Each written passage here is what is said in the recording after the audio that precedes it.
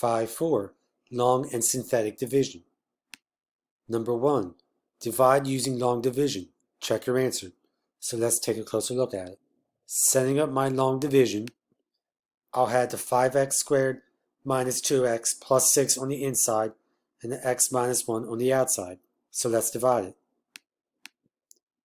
So first I need to see what I will multiply x by to get 5x squared. I will multiply 5x. So now 5x times x minus 1, I'll get 5x squared minus 5x. Then I subtract the whole quantity of 5x squared minus 5x. That means I change the signs, and then combining my terms, I'll get 3x here, and the 5x squares cancel out. So I'll have 3x, and I'll bring down to 6 to get 3x plus 6. Now I need to look at what I multiply to x to get 3x. I multiply 3 to it. So 3 times x minus 1 will give me 3x minus 3. Now I subtract the whole quantity of 3x minus 3, and I distribute the negative, and the signs change. Now I combine the terms. So 3x minus 3x is 0, 6 plus 3 is 9, and that's going to be my remainder. So let's type this in. So the quotient is 5x plus 3, and the remainder is 9. And that's number 1. Number 2, it says to divide using synthetic division. So let's do that.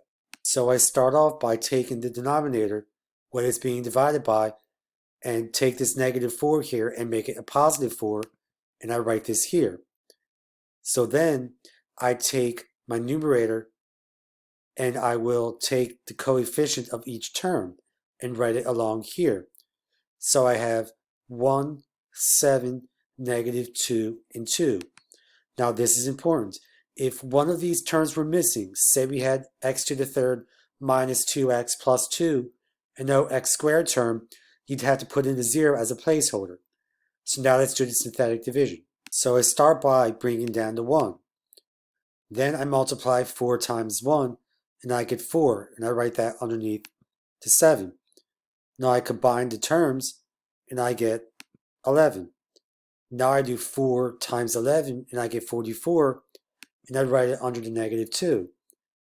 Now I combine the negative 2 and 44, and I get 42.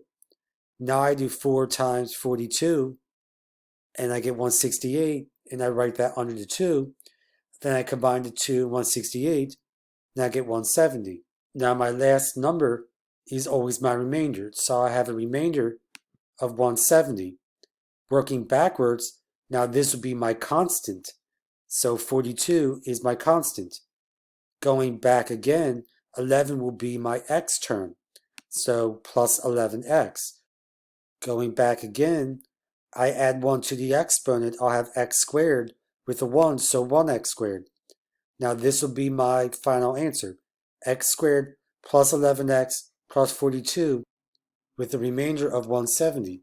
So let's type it in. So typing in x squared plus 11x plus 42 here with a remainder of 170 would be my answer for number 2.